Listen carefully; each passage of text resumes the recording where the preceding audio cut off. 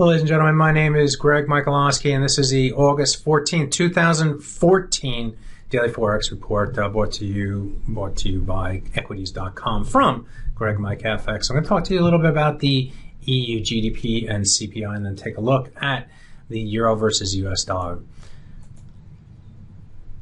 Let's take a look at that GDP and CPI. Today, EU GDP came out for the second quarter, came out at 0.0%.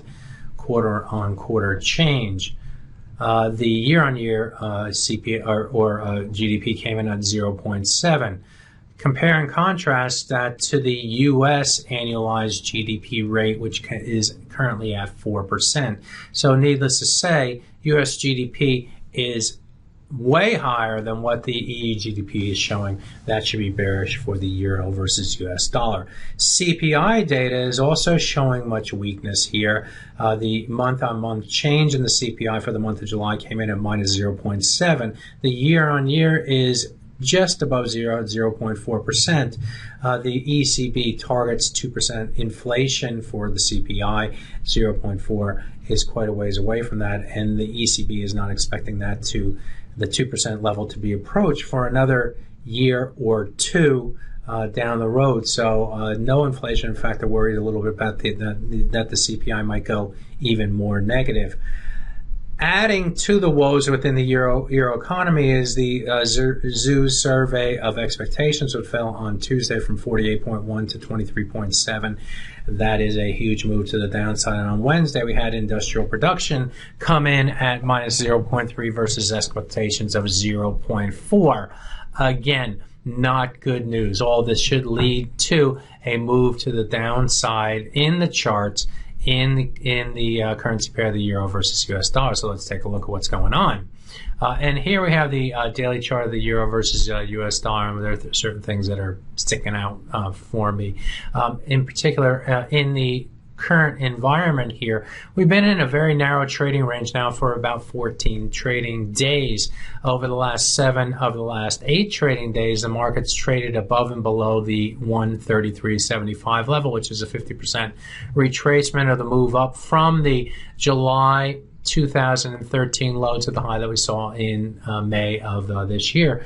And the inability to move further below that 50% retracement, especially in the face of this weak data, is a bit of a concern and keeps me cautious about the euro versus US dollar.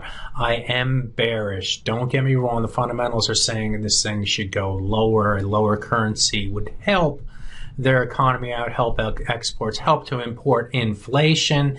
And these are the two areas which need help within the Eurozone.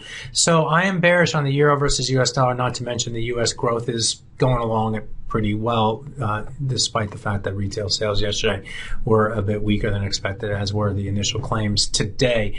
Nevertheless, the US growth remains stronger than the EU by a long shot, and the expectations are that the US would raise rates sooner, much sooner than they will or are going to move them higher in the euro region. So that should also be a benefit to the dollar and negative for the euro as well. And so I'm bearish from a fundamental standpoint, but I'm a little bit perplexed by the price action here.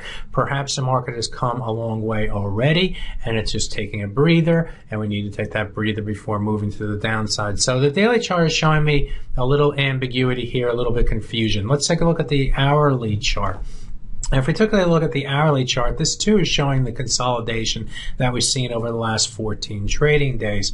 What it also shows over the last 5 or so trading days is that the market on the rally to the upside in trading here today found resistance against topside trend line resistance. That's good for the bears. The sellers came in where you'd expect them to come in. The other thing that we did here in the last few hours is move below the 100 and 200 hour moving average. The 200-hour moving average is the green line. The 100-hour moving average is the blue line. And we fell below those two levels. So that, too, is bearish because the price is now below those moving averages. What we haven't been able to do in trading here today was get below the bottom side of this trend line here or break the lows that we've seen over the last 6 or so trading days of trading. That is yet to come. And if this market is going to go lower, we have to stay now below this area right here, this area represented by the yellow. I'll put it in right now, right here. Got to stay below that area right there. That's the close resistance right now. If you want to extend it further, you might say that stay below the trend line right here. Stay below this yellow area right here, and we're going to be looking for a break to the downside. Where could the price go? Let's go back to our daily chart and take a look at where the targets are on the downside. And one of the first targets that we come to is probably this trend line right here, connecting most recent lows at the 133.08 area. Then comes the 132.95 level. That's our low going back to November. After that comes a 61.8% retracement of this move to the upside, which comes in at 132.29. And then you start to look down toward this bottom side channel trend line of this move right here, and also the lows going back to, what is that, September of 2013, which comes in at 131.04. I would not be surprised to see that level tested at some point or the other.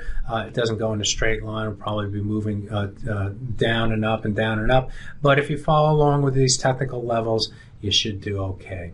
That concludes my report here today. If you are interested in learning more about Forex, you can go to my website at gregmikefx.com.